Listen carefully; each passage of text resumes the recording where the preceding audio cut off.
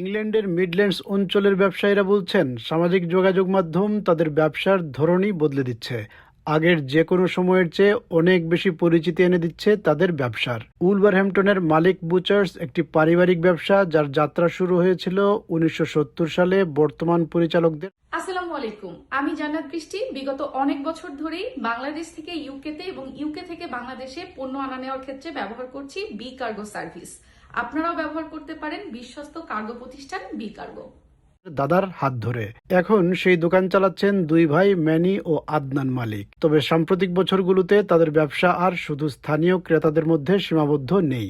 সামাজিক যোগাযোগ মাধ্যমে নিয়মিত ভিডিও প্রকাশ করে নিজেদের পণ্য প্রচার ও বিক্রি করার পর টিকটকে তাদের ভিডিও পেয়েছে কোটি দর্শক, আর সেই দর্শকদের মাধ্যমে বেড়েছে বিক্রি। It's enabled us to have a wider audience from a small shop here in Whitmarines in Wolverhampton, and that shows in the success of the shop, and ultimately it results in the sales which keep us afloat. এই সাফল্যই এখন তাদের ব্যবসার সম্প্রসারণের পথ খুলে দিয়েছে।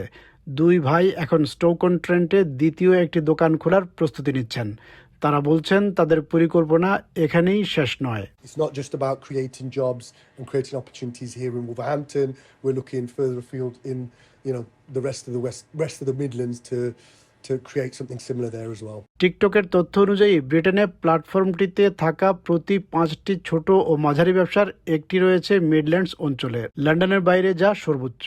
স্ট্যাফোর্ডশায়ারের বার্নউডের বাসিন্দা লরা স্মিথ 2020 সালে তার জার্নাল ব্যবসা লাভেন্ডু শুরু করেন।